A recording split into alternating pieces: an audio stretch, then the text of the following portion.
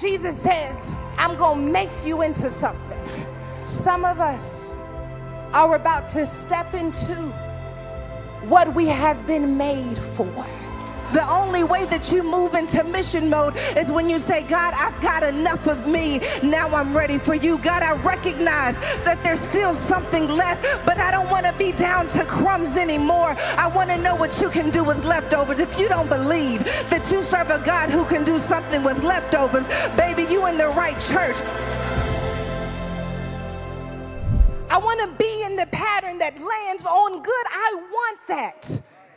I want my heart to be pure. I want my mind to be pure. I want to be focused. I want to land on good, but every time I want to do that, evil is right there with me. It won't even give me a running chance. Evil is right there with me. In my inner being, I delight in God's law, but I can see that there's another law at work in me. Oh, wow. It's waging war. Oh, I want to talk to somebody who's got a war waging on the inside of them. There's a war waging on the inside of me, inside of my mind, and it's making me a prisoner. I want to talk to somebody who is a prisoner of a pattern. I want to talk to somebody who feels stuck in the same cycle over and over again. I can't get my head right. I can't get my money right. I can't get my family right. I'm stuck in the pattern, and I want to take you to verse 25. Oh God, I feel my help coming. Paul says, thanks be to God who delivers me. No, let me take it to 24. 24 says, what a wretched man I am. Who will rescue me from this body that is subject to death? Where am I going to get my help from? Who's going to help me? Who's going to deliver me? How do I get out of this pattern? And verse 25 says, thanks be to God who delivers me through Jesus Christ our Lord. So then I myself in my mind am a slave to God's law, but in my sinful nature, a slave to the law of sin. But thanks be to God who delivers me. Why does Paul say, thanks be to God who delivers me? I'm stuck between two patterns, but for some reason, Jesus delivers us from this back and forth, this pattern of being stuck between two different ways of being. Because Paul understands covenant. God help me. Because Paul understands covenant, Paul understands that I can be stuck between two patterns by myself. But because I am in covenant with Jesus, that which I cannot do on my own, I got backup in Jesus to get the job done. Oh, y'all, I feel like preaching in this help. I need you to turn me up in the monitors because I don't want to lose my voice halfway through this message. Paul says, because I am in covenant with Jesus, it won't be by my might, it won't be by my power, but by the Spirit, says God, that I'm going to be able to be delivered from these two patterns. I need you to understand the power of covenant.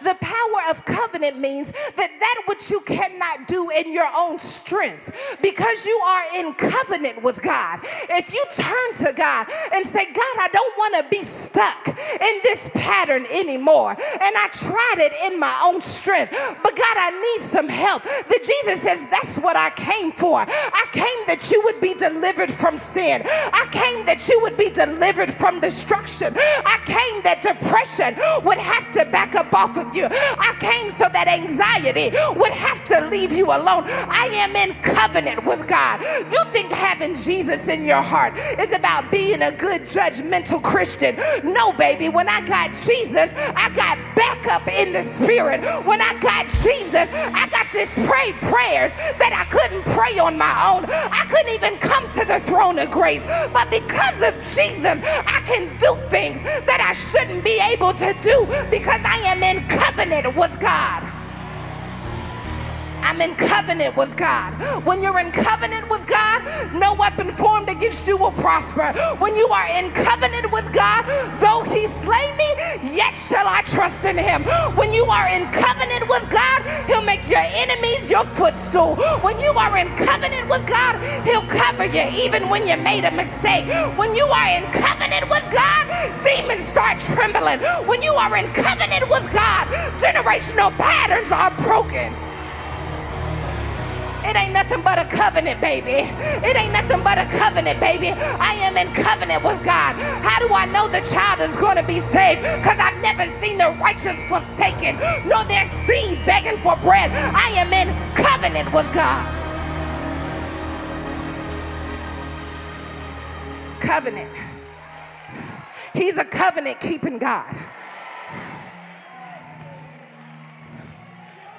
I'm in covenant. And covenant gives me access to power. And covenant helps me to tell sin, you got to leave me alone. Covenant is going to break the addiction. Covenant is going to save the family. Covenant is going to change your name. Covenant is going to prepare you for the flood. Covenant is going to do you like Abraham and move you into new territory. You're going to get out of your father's house and into a land that he will show you, because I'm in covenant with God. When you're in covenant with God, you start doing things that don't make sense to other people. But my covenant ain't none of your business. I'm in covenant with God. I move where he tells me to move. I speak what he tells me to speak. Covenant will have you looking for Goliath. Covenant will have you talking to a burning bush. Covenant will have you parting a Red Sea. Covenant will have you move to Dallas, Texas. Covenant will have you up in the middle of the night in South Africa watching online, because I'm in covenant with God. I had to get up this morning. I'm in covenant with God. I had to break up with you. I'm in covenant with God. I had to go to therapy. I'm in covenant with God. I'm in covenant. I'm in covenant. I pay my tithes on the 1st and the 15th because, baby, I ain't got time to be playing. Everything in my house is in covenant with God. You better watch your mouth when you talk to me. My mouth is in covenant with God. My mind is in covenant with God.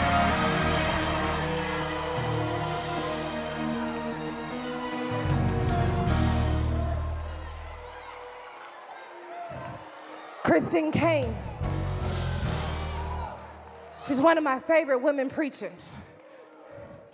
And Christine Kane talks about having a cancer scare. And I love her so much. And she told a room full of people, so I'm not telling her business. She said that by the time she got finished talking to God, that she was wanting to be healed in her body. But she also realized that because she's in covenant with God, even if the doctor's report doesn't change, she's gonna be okay, because she's in covenant with God. I want to talk to somebody who refuses to believe the report of the doctor, because I'm in covenant with God. Either I live or I have everlasting life, but death is not an option because I'm in covenant with God. The bank can tell me no, but they can't kill my purpose because my purpose is in covenant with God. I may have to restructure, I may have to move, but I'm in covenant with God, and he will perform his word. He doesn't know how to do it, how to abandon his word. He doesn't know how to give up on his covenant. We give up. He doesn't know how to do that.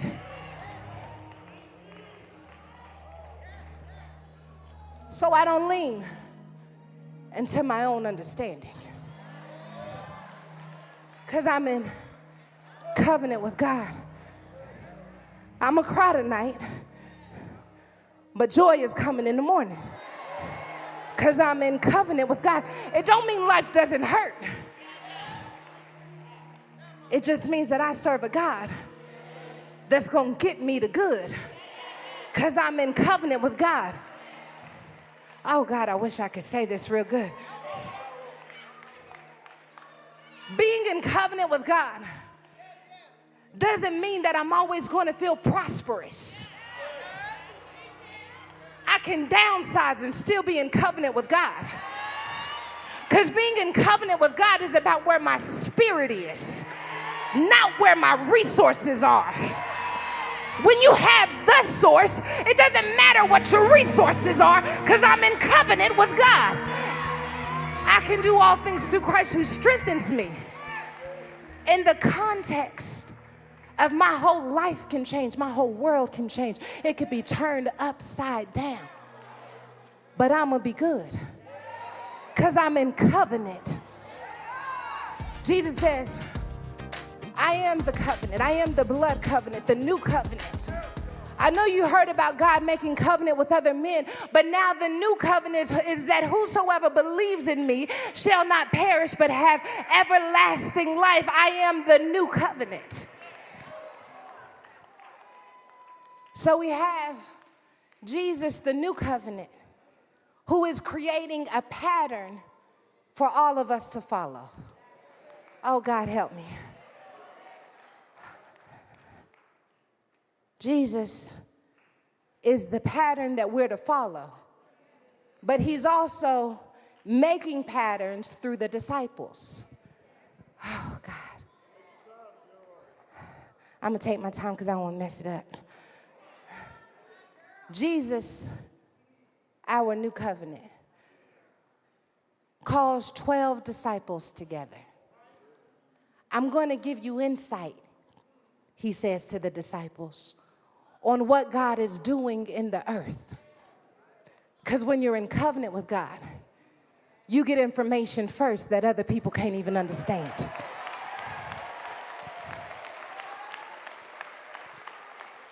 I can tell you was off. God just dropped it in my spirit. I'm in covenant with God. You ain't lived until God dropped something in your spirit. That's how you know. Oh. He says to the disciples, follow me, and I will make you fishers of men. Okay, that's a new pattern. That's a new pattern. This new covenant lays out a new pattern that everyone is to follow from this day forward. If you believe in me, this is your pattern. Follow me, and I will make you fishers of men.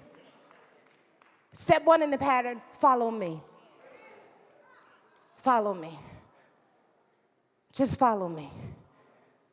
Just be in the atmosphere where I am. Inconvenience yourself to be where I am. Be willing to leave your familiar to be where I am. Be willing to break out of your cycle to be where I am. I'm telling you, follow me, follow me, follow me, follow me. And some people, they followed him. But then there's this next step of the pattern where he says, and I will make you. Uh-oh. Can I tell you a secret? Some people come to church and they follow him. But people who are in relationship don't just follow. They let Jesus make them.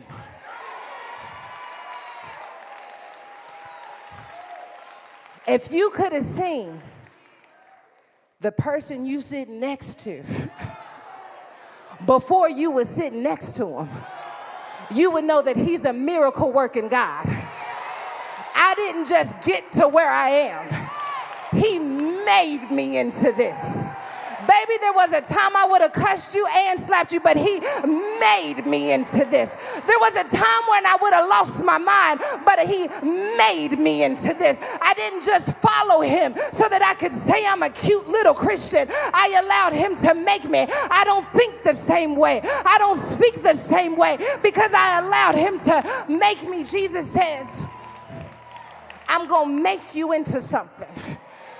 If you follow me and you don't change, you didn't follow me. Because if you follow me, you should have no choice but to be made into something else. If you follow me, I'm going to make you. I know I called you an author, and you have no idea what an author is. But if you follow me, I will make you into what I called you to do. If you follow me, I will make you into the rooms I'm calling you to go into. If you follow me, I will make you into the husband you never thought you could be. If you follow me, I will make you into a person of integrity. If you follow me, I will make you walk with boldness. If you follow me, I will show you how to humble yourself. If you follow me, I will give you the language you need. If you follow me, that trauma won't rule you. If you follow me, I will make you. I'll do surgery on the inside. You go from being a woman with the issue of blood to a woman I call daughter. How could it be in the same text that I started off with issues and ended in adoption? He must have a pattern where he announces that I am whole, and all of a sudden I'm whole again. I think I messed around and I let him make me. I wasn't a preacher when I was growing up here, but I started following God and he made me into what he called me for. I want to talk to somebody who is being made into something new right now. I want you to know that if you get on the potter's wheel, and don't mess around and get in the potter's house, I'll make sure that you are transformed. I'll make sure that you turn into a vessel that doesn't look like what they went through if you follow me.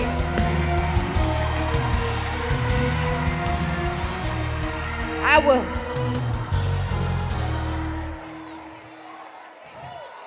I'll make you. Oh, God. Woo!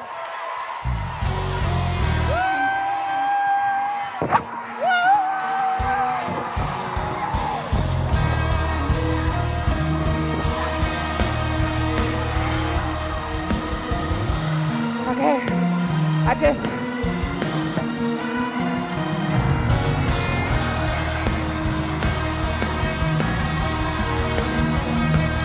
try. Okay, here.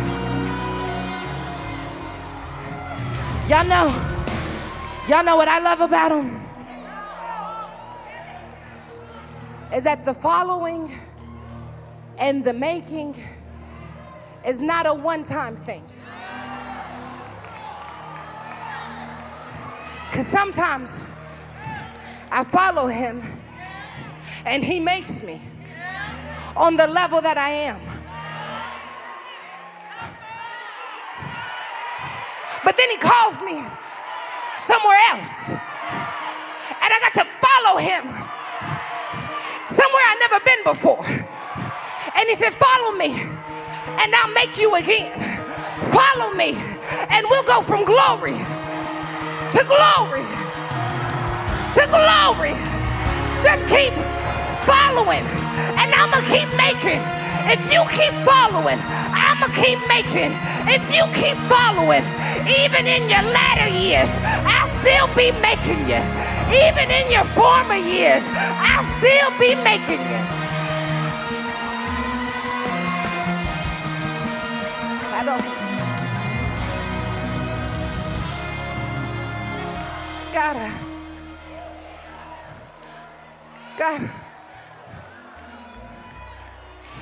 God, at my big age, you would cause me to do something new.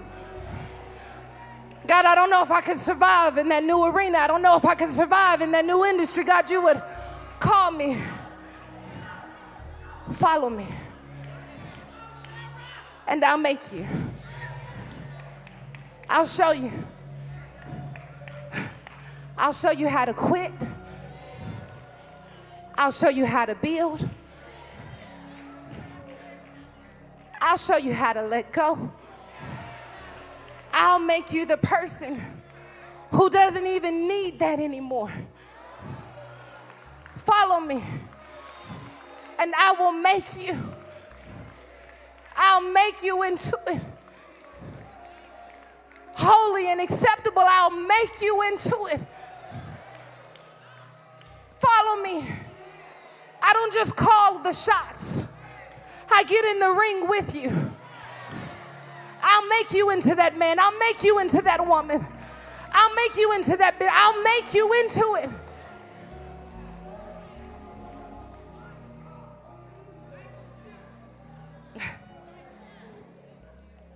That word, thank you, Jesus. That word make in the Greek It means product.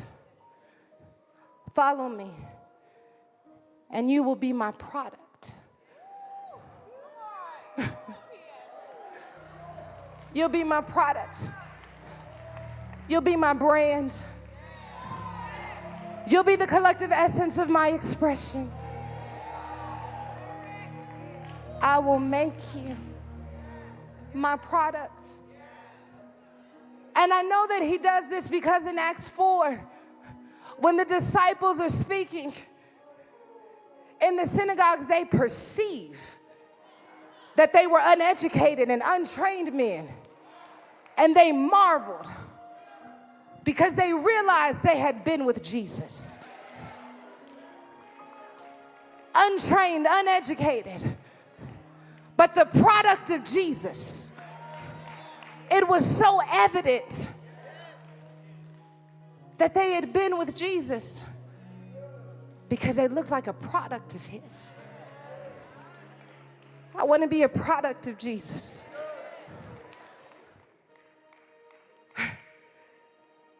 When I enter this text in Matthew 10, verse 16, I really wrestled with this because I saw the pattern, follow me and I will make you. But there was this hidden next step. And this is what I think I wrestled with in trying to study. And I think this is where many of us get stuck. Is some of us do the following, and some of us do the making. But in Matthew 10, we see the third part of this pattern is follow me, I will make you, and then I will send you. God help me. Follow me, I will make you, and then I will send you. I am not making you to keep you. I'm making you to send you. Ooh, that's the kingdom.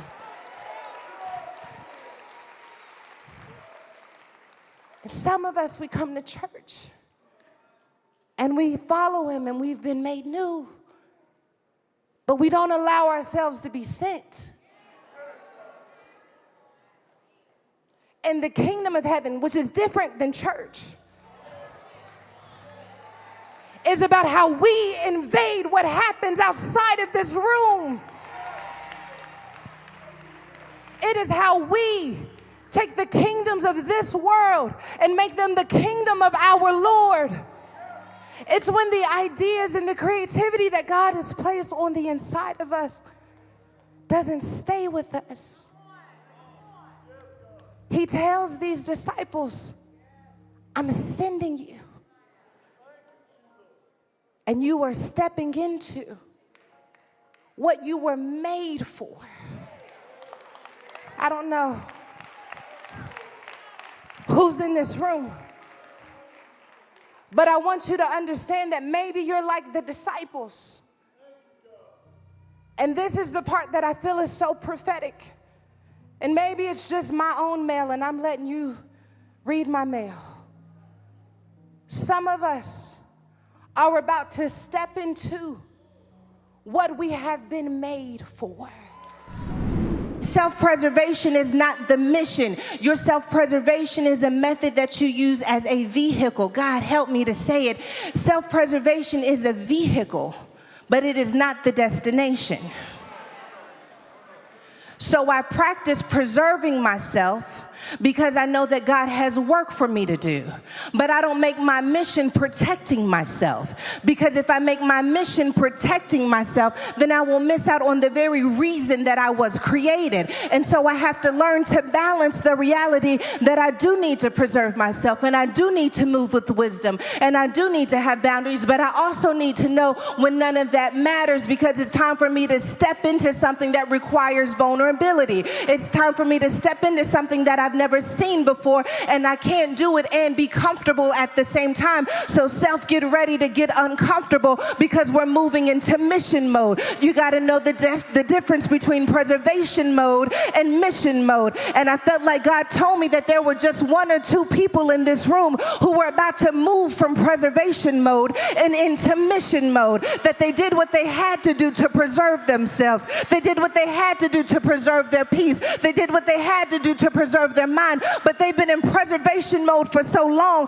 that they feel like God is trying to move them somewhere, but they don't know how to let them go. And I'm telling you, the only way that you move into mission mode is when you say, God, I've got enough of me. Now I'm ready for you. God, I recognize that there's still something left, but I don't want to be down to crumbs anymore. I want to know what you can do with leftovers. If you don't believe that you serve a God who can do something with leftovers, baby, you in the right church, because the potter's house is all about broken leftovers that the potter knew how to put back together. If I had about 5 saints in this place, we would take a minute and tear the roof off this place, because we know that we serve a God of leftovers. You're looking at me in overflow, but you didn't know that overflow started with leftovers. You're jealous of what God is doing now, but if you could have seen the overdraft, if you could have seen when I lost my mind, if you could have seen when I wanted to get out of here, if you could have seen when I thought I had no worth, you're celebrating now. But baby, when I tell you that now couldn't have happened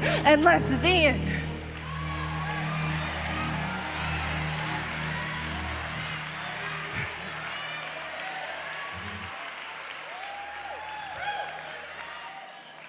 You can protect the leftovers,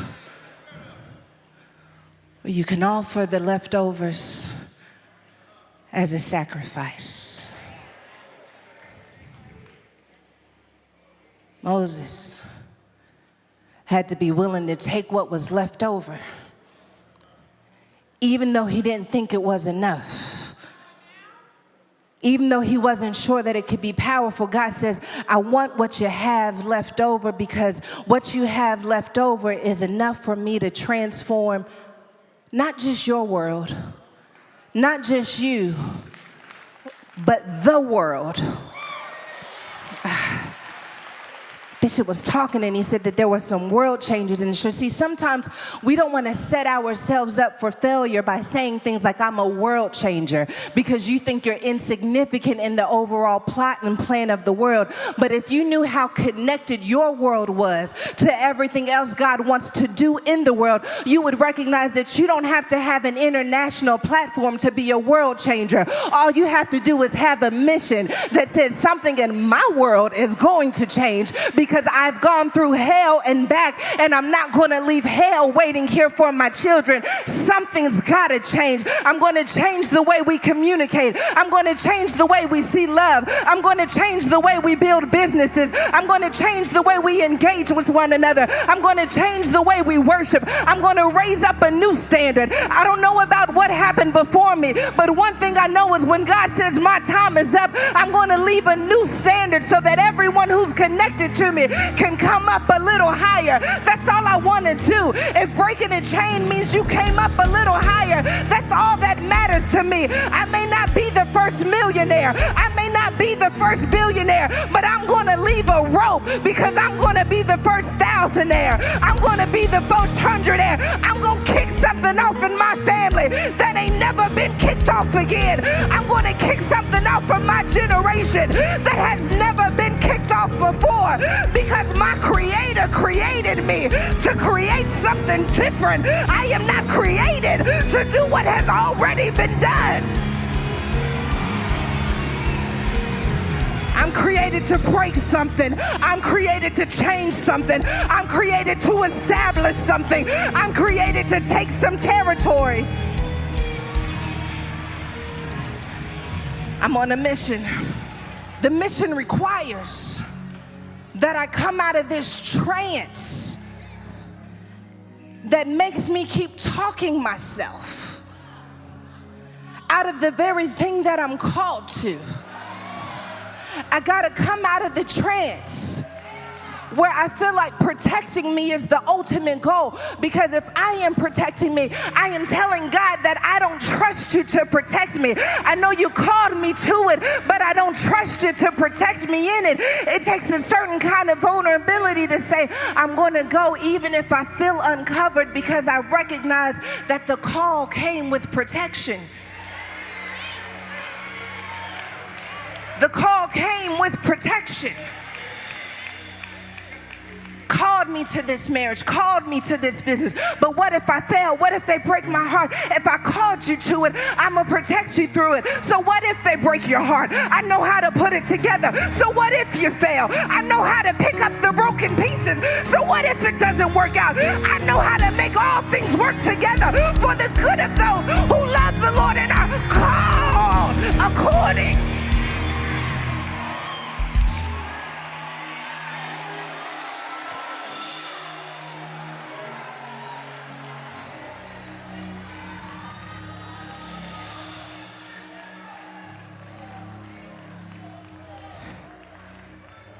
Jesus masters the ability to go from preservation mode to mission mode.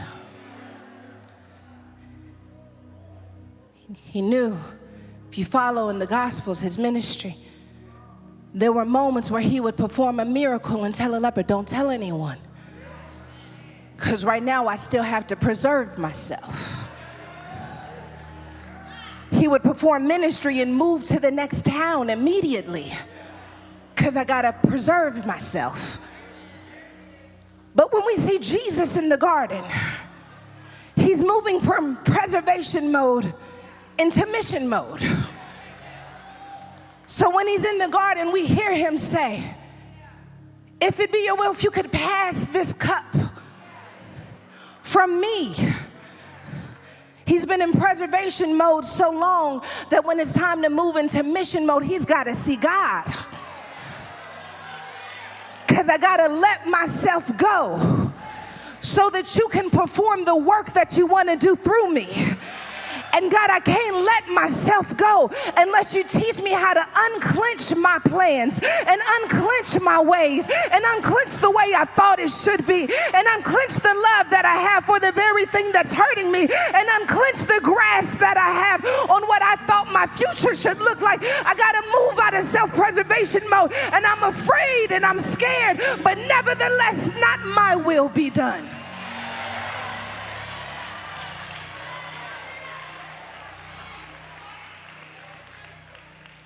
We see him in the garden, and he's praying until blood and sweat falls from his head. Because the hardest thing you will ever have to do is let you go.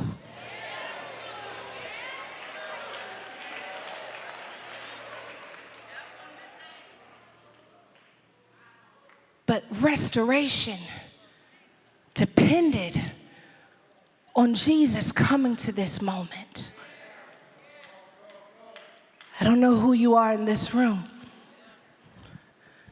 but you're hungry for restoration. Not the kind of restoration that you get because you want to go back in time. Oh, help me, God. Let me say it the way God gave it to me.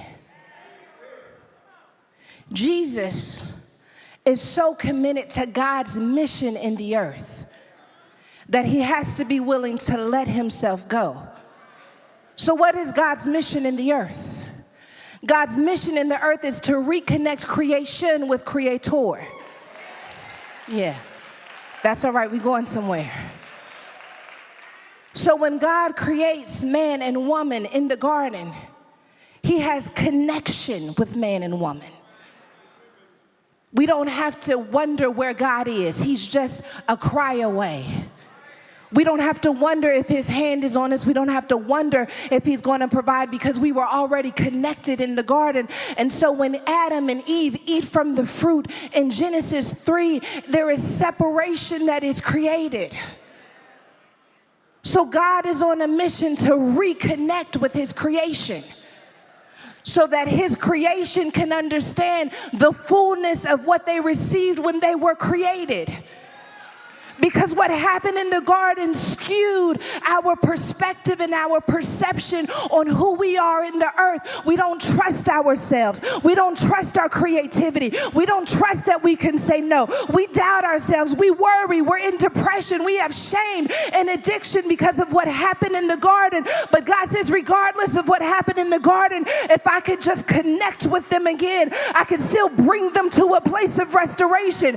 You want God to restore what you lost. God says, I want to restore what you never even knew you had. I want to restore the confidence you had never even knew you had. You have gifts and talents that you never even knew existed. But because there was separation, you don't even know everything I put in you. But I hear God saying, it's still in you to win. It's still in you to create. It's still in you to have dominion. It's still in you to subdue. It's still in you to tread on serpents. It's still in you to walk through hell and not get burned. It's still in you to talk through a serpent and not lose your head. It's still in you.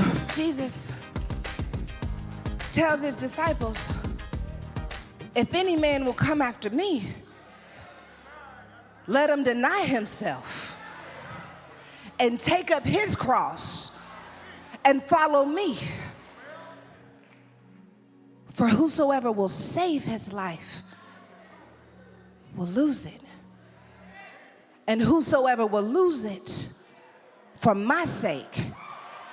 So you better stop losing your life for everybody else's sake. I know it's cute to people please. I know it's cute to be everything to everybody.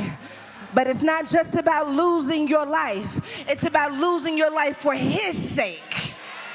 It's a lot of life draining happening in this world. A lot of life draining happening in these relationships. A lot of life draining is taking place. And God says, I'm nowhere in that. You keep asking me to get in it, but I was never in it. I'm asking you to start losing your life for my sake, because I can guarantee if you lose it for my sake, I can restore it. I hear God saying, stop asking the very person who robbed you to also restore you. If you would trust me with your life, I can give you more than you gave me. That's why I give my offering. That's why I sow my seed, because there's nothing I can give to the kingdom that could even compare to what he'll give to me.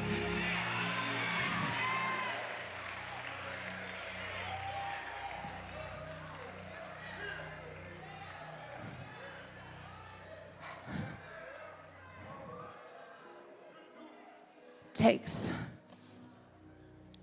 a bold move to say, I'm going to deny myself. I'm going to deny those insecurities. I'm going to deny that fear of failure. I'm going to deny that voice that says I'm too old. I'm going to deny that voice that says I'm too young. I'm going to deny that voice that says I failed too many times. I'm going to deny myself and say, God, if this is where you're sending me, if this is where you need me, I'm going to have to take my cross with me, because I got some things to kill along the way, but I'm going. Isn't it amazing that Jesus says you got to take that cross and get on the cross right now? You just got to be willing to take a cross with you, because when you get to where I'm calling you, there's a version of you that may have to die in order so that the real version of you can live. So don't let God open a door for you that you don't take your cross with you into, because when you cross that threshold, every trick, plan, and plot of the enemy is going to haunt you and taunt you. But that's okay, because I got my cross with me. And because he defeated death on the cross, it doesn't matter what the enemy says. I got a cross with me that reminds me that resurrecting power is mine, that the joy of the Lord is going to be my salvation. I got evidence.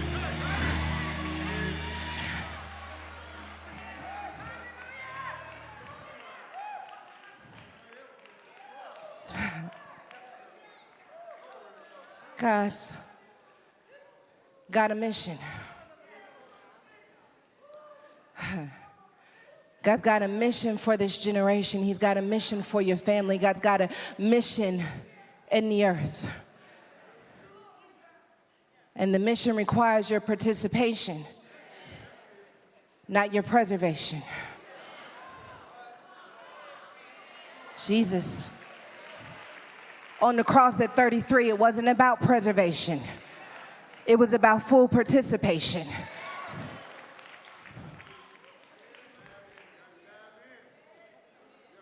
Israel keeps getting stuck between preservation and restoration.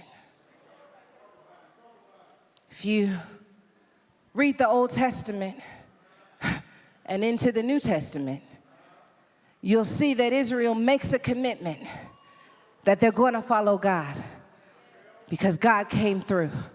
So no matter where you take me, I'm going to follow you. And do you know, they were not out of Egypt for very long before self-preservation kicked back in. And they start wanting to go back to the very place where they were enslaved because they'd rather have a master they know than a master who requires the unknown.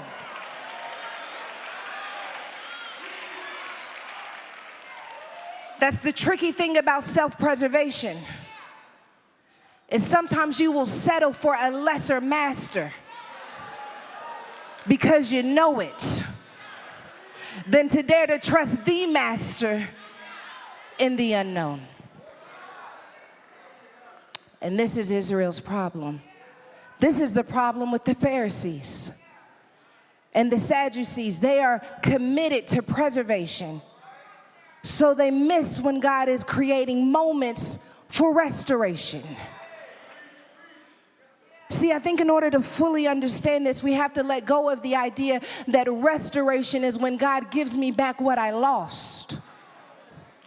Restoration is when God takes you back and gives you what generations lost, when God gives you what they lost hundreds and hundreds of years ago. When my father is building these communities, I know him well enough to know that he's not even thinking about a house that he lost. He's thinking about a house his ancestors were never even allowed to buy, because restoration is not just about getting back what the enemy stole from you. I'm going to give you what he stole from your grandmother. I'm going to give you what he stole from your great, oh. Woo! Woo! Woo! I'm sorry, that did something in my spirit, because I got generational brokenness and generational loss, and my mother and grandmother had to say goodbye before they could see that they've never seen the righteous forsaken. I believe that somebody's looking from heaven, and while you think you got a long way to go, they're thanking God that you went further than they ever thought possible. God gave you what I lost. God bless my great grandchildren with everything the enemy stole from me.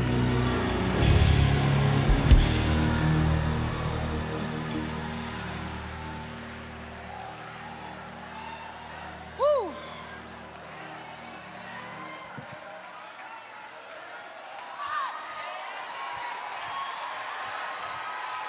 I'm sorry, I feel a wind coming. I'm sorry, I feel like the gates of hell are about to be opened, and that there's going to be one or two of us who leave this place more determined than we were before to go into the enemy's camp. I'm sorry, y'all know I am a little bit of a church girl, but when I was growing up, they used to sing a song about going into the enemy's camp and taking back what he stole from me. You can't do that and worry about yourself. Baby, I'm worried about my stuff.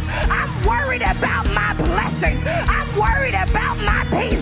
Hell, if you got my peace, you gonna have to give it back to me. And I'm not gonna wait for you to hand it over. I'm gonna roll up my sleeves and run up on the devil that's been running up on me.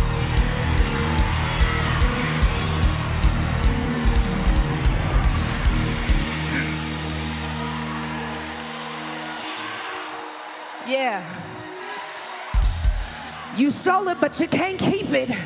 You stole it, but you can't have it. The divorce tried to break it, but you can't have me. You planted seeds, and you thought the enemy snatched them. But God says, I keep perfect records. I know everything you planted. I know what your daddy planted. I know what your grandmother planted.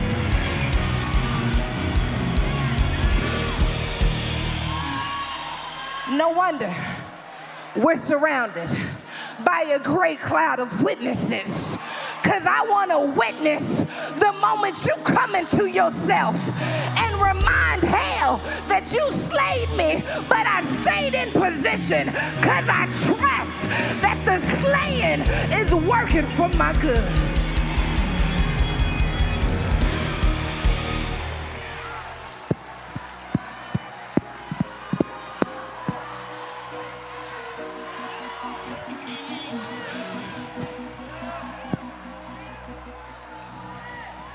Yeah, just like that, just like that, just like that. A bold move to go into the enemy's camp, just like that, just like that. I hear God saying that it's time for you to get bold again. I hear God saying that the wicked hides when no one is chasing, but the righteous are as bold as a lion. If I could just hear somebody roar.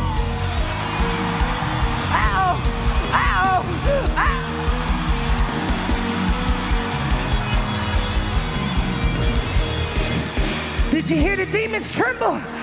Did you hear hell get nervous? Somebody's roaring in a way they ain't roared in a long time.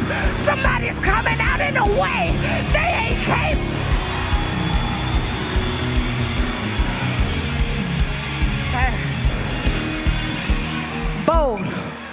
Bold, bolder than I ever been, bolder than I ever thought possible, bolder than they ever seen in my generation, bolder than they'll ever see again.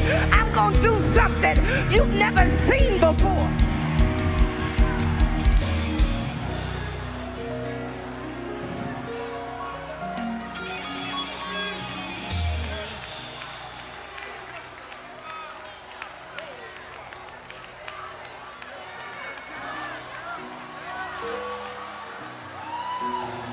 Yeah. Be careful, don't roar like that no more. Somebody's getting ready to roar in this place.